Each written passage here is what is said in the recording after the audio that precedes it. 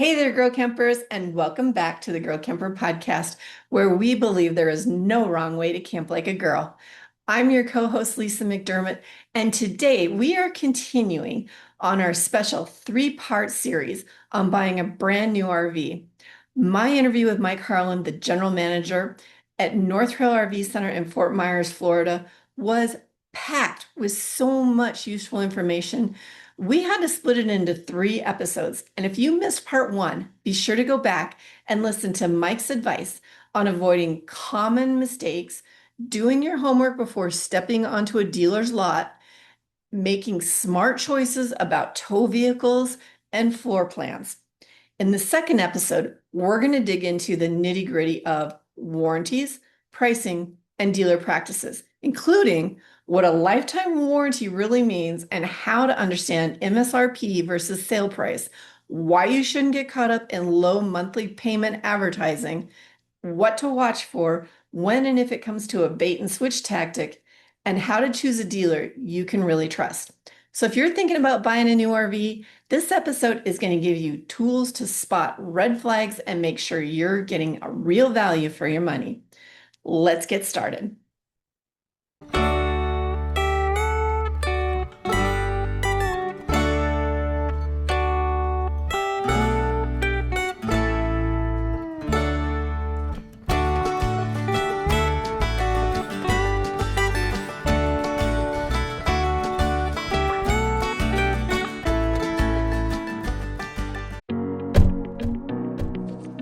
What does it mean to camp like a girl? It means charting your own course. It means following your passions It means building your circle. Sharing experiences. and making memories that will last a lifetime. It means conquering obstacles. Finding your freedom. And learning that so much more is out there for you to discover. So what does it mean to camp like a girl? Well, that's for you to decide. Because behind every great trip plan is a woman. Start your adventure today at GoRVing.com.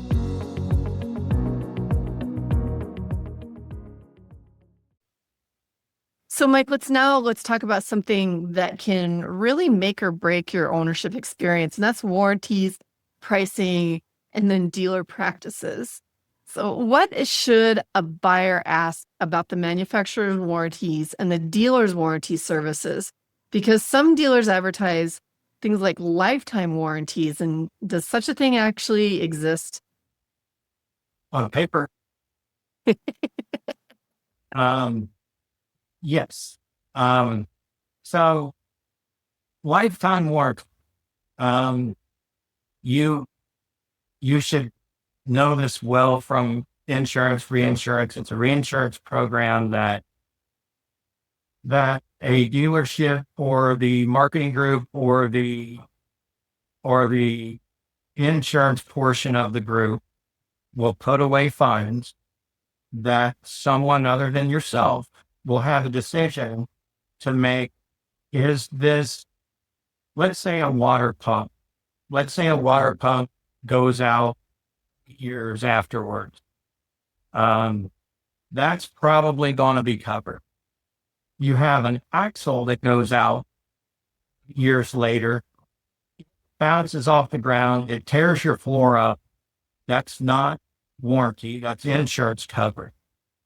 But from the dealer side, there's dealers that will hate me for saying this, but from the dealer side,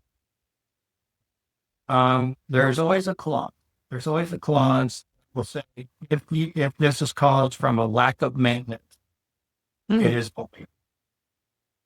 Okay, so what did you do, Lesa, to properly lubricate that water pump? Improve it. Ironically, there is a lubricant that you could put through with your winterization that would lubricate that pump, that would lubricate the slime valves on the dump valves. So those things do exist. And on paper, lifetime warranties exist, but you're at the mercy of a lifetime warranty. You're at the mercy of saying, hey, this water pump went out. or this air conditioner went out. And here you can see that I brought it to your facility 7 times over the last 8 years, and I paid for AC service. I paid for you to clean the coils, replace the filters, and it doesn't work now. I did the required maintenance. That would be a 50-50 shot that you would have a new air conditioner. Hmm. It is more, it does exist, but the odds of you getting something fixed at no cost to you from that is very nil. Yeah. So There's so much there's so many outs for the dealer. that makes sense. That totally makes sense, but what if we're just talking about the general manufacturer warranties, or is there a difference between a manufacturer's warranty and a dealer's warranty? Yes. So the manufacturer's warranty, this is where it gets really sticky on a new vehicle. The manufacturer may say 3-year warranty. Okay, full 3-year warranty. That's all what they build. That's all what they manufacture. The air conditioner, that manufacturer may have a 2-year warranty. Okay.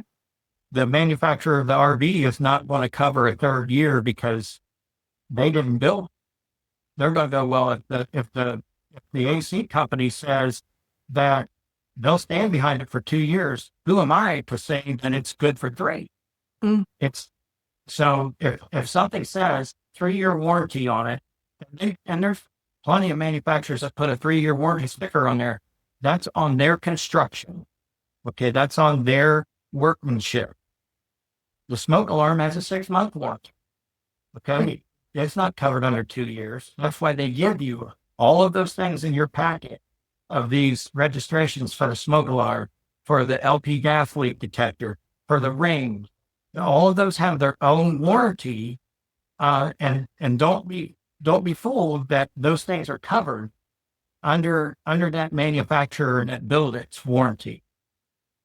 Dealerships, there are some dealerships that will include a warranty on a used vehicle, or their own warranty on a new vehicle, but that is strictly regulated by each and every state.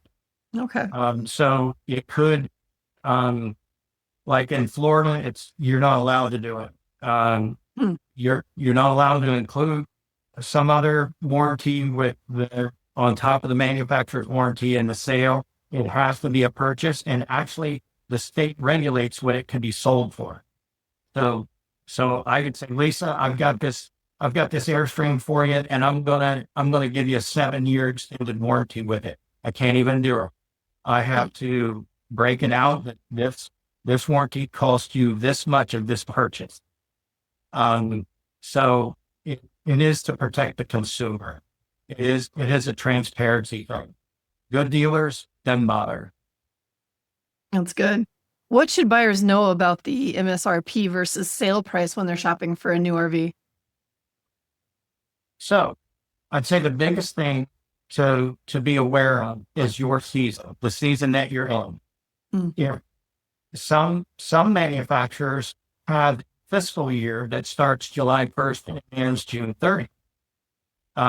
Not a calendar. Okay. So some of those manufacturers may have their best prices the last month or two, and have incentives to their dealer for the customer in the last month or two of that. Others may have it the last 15 days of the year when their calendar is the conventional calendar. Okay. Their fiscal year is January 1 to December 31. So it really depends. Like all the car manufacturers, theirs is all calendar today. Theirs is all ends December 31st. So the best day of the year to buy a car is the last 2 days of the year. If that manufacturer on the RV side runs their business the same way to calendar year, from December 26th to the last day of the year is the very best time to buy. If those manufacturers had the fiscal year that's that's July 1st to June 30th, then the vest day is the last few days of June. So know your manufacturer. So would that apply to like the 2025 models? Say they were on the calendar year and they're selling the 2025 models now. Does that matter or is that only like, I shouldn't say that. I'm at 2026. If they've got some 2026 models out now, does that? It does. So there's some manufacturers that we have here that have 26s out. And there's manufacturers that have incentives, whether dealer incentives or customer incentives on those 25 models. And there's still even some 24 models in some dealership world that are still sitting out there. And those have some enormous rebates or dealer incentives to sell those. Interesting. So a lot of dealers, especially when you go to an RV show, you see that they are advertising a low monthly payment. Should buyers really focus on that, or should they instead focus on what the total cost is of the RV? The cost is the key. The dealership wants you to look at that low monthly payment.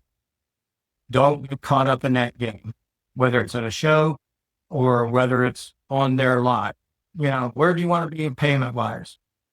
My answer would be somewhere between $1 and $10 million. That's where I want my payment to be. That's like what every dealership wants out of you. What do you want your payment to be?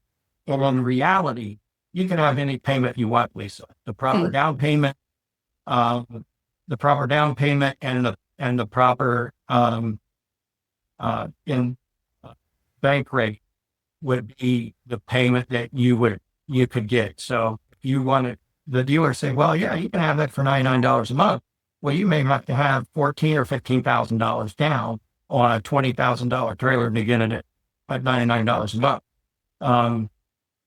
That low monthly payment, if you're just looking at that payment, you will be doing yourself a disservice to your future pocketbook by focusing only on that. Well, your needs and desires, not your pocketbook. Right. That's going to be a whole different set of circumstances to deal with.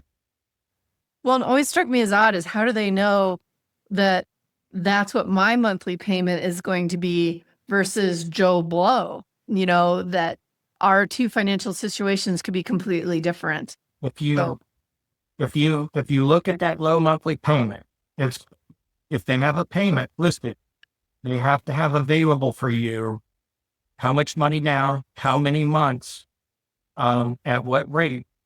And then there's 3 letters, WC, it's with approved credit. So your situation may be better than that. Your situation, let's say they did that at an average of 8.25. Maybe your credit gives you 7.5, which is a really good rate today. Mm-hmm. And that's crazy because I remember 2.99. Okay. But, and hopefully soon they're changing, they're coming back down, but you can't get hung up on that payment, because that payment maybe you would have a $3 higher payment at 5 less years. So don't buy into that payment. The payment isn't going to buy you happiness. Your wants, needs, and desires are going to what makes you happy. Yeah. And I'm sure everybody should always double check their final paperwork to make sure that the numbers match what they were advised that they would be too. I caught a dealer doing that to me on my truck. Yeah. Yeah.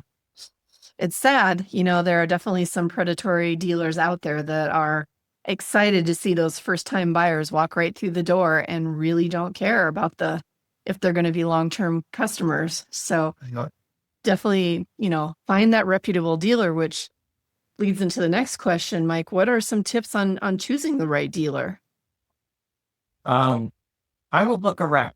I would look around, see how many units they have in stock, and go look at. Tell them you want to see the service department. Mm. Service department tells a whole story on its own. Do people look happy, or do they look like they need to make the next sale? Mhm. Are they going to be there for you when you call and have a problem? The salesman having commission bread probably needs to have that next sale. You got to do this now. You got to make this happen right now. And there's so many salesperson's tricks. There's companies to tell you how to deal with this objection or that objection. If you've got the good salesperson, they're going to listen to you more than they ask questions. They're going to listen to what you want. They're not going to try to put you into something.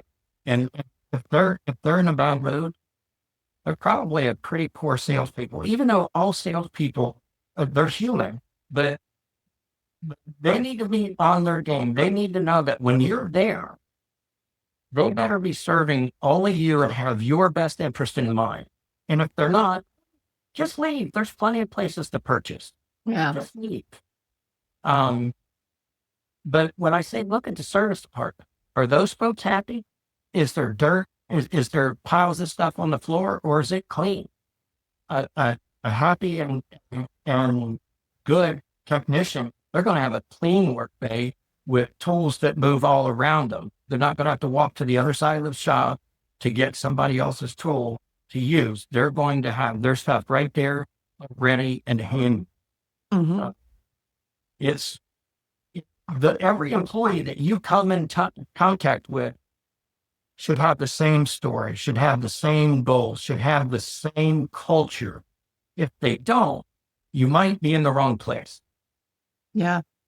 And I think the whole clean and tidy service area is a sign of pride in the work that you do, That's right. It most certainly is. So, you hear about these practices where someone sees a very low advertised price, but when they show up to see the unit, it isn't there. And it's basically a bait and switch.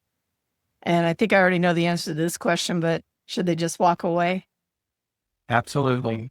Absolutely walk away, because the next thing coming out is, well, we've got something just like it. It's only $3,500 more. Mhm. Now I will tell you that dealers that practice that bait and switch typically have 6, 10 locations, and they probably have one of those somewhere in the country. Mm. Or it would be false advertising. So most dealers are smart enough to have one at that price somewhere. But there's also dealers that will order things outside of the standard items on the unit. Like they may delete a grab handle next to the door. They may delete a length by your dump. They may delete the TVs because they're buying 100 of them at a time. And to do that, they're getting what would normally be, let's say, a retail of $59,995. They can bring it out at $47 or $48,995, and they're buying that in bulk, and they're deleting these items. And other dealers in the marketplace will go, well, how are you selling it less than we can pay for it? How are they doing that? It's because they're cheating the system, and your perception is, I know this model. Yeah, we'll have a bed, we'll have a TV in the bedroom, we'll have ducted air conditioning. It's quieter. Well, they may delete the ducted air conditioning and put in a through the ceiling air conditioner, and now it's loud. And yes, you may have saved some money, but you're not getting everything that you should. Well, and that indicates, if you have a model in mind that you want to see and you're seeing some big price differences, be sure you go to different dealers and check it out, because you're not going to know what you don't know. And you might think that all of them have the roof AC versus the ducted air conditioning. type thing. So yeah, Those things make a difference and make a difference in value. Yep. How important is the dealer walkthrough, and what should buyers be looking for when they're doing them? There's some manufacturers that do a really good job with training orientation people. Mhm. The dealership should not be training the orientation people that help you get the most out of your unit. The great dealerships, the great ones, not the good ones, the great ones, have a team that do nothing but that, do orientation, and they have factory training. I was a good dealership on the ones that I owned. I wasn't great. A service guy or the sales guy did the orientation. That's the worst two things you could have, because the service guy should be making his service money. He shouldn't be on an hourly wage showing you how to use your code. The great companies, they will pay those people to learn that product left, right, center, over, under, and there should not be a time limit on it. You shouldn't say, you get an hour and a half and then you're paying shop time. There's some dealers like where I'm at, the average orientation is 5.5 hours. So there's some that an hour and you're gone. Your knowledge of that code. First of all, you're drinking water through a fire hose that day. Right. Trying to figure out how to do all of this stuff. And then you're rushed out. That's terrible. Yes. That person, I always said, and I've never done it here, but I always said those orientation people, their title should be CEO. It should be Chief Experience Officer. Okay? Because you could have the best sale and the worst orientation, and the people have a sour taste in their mouth. Mm-hmm. Orientation is key. It beats the sale 10 times. It can make or break it. It's too bad. I mean, I know a lot of people will video their orientation, and I think that's a great idea, because I know my little park bench of a brain can only hold so much before someone needs to get off. So when you're going through like an hour or more orientation, I've only absorbed so much, but it's too bad you don't have manufacturers that are also supplementing that with a video orientation for everything. That's great. There are. Two that we have here is Airstream and Newmark. They both have QR codes inside and outside that you can shoot, and there's how-to videos on everything in those products. That's fantastic. That's fantastic. So this kind of gets back a little bit to the warranty that we were talking about earlier. If someone lives far away from a dealer, what should they ask about warranty work at other locations, or is it really just better to buy closer to home? Well, that would be, first of all, I think your best, even we sell in almost every state. I don't think we're sold anything in Hawaii, but we sell in almost every state. But if your prices are close together, let's say they're $400 apart, pay $400 more and buy from your local dealer, because that's where your biggest relationship is going to be. Buy from your local dealer. They're going to take care of you. I'm going to give you a secret. Maybe you know, maybe you don't. The RV business is not like buying a Buick.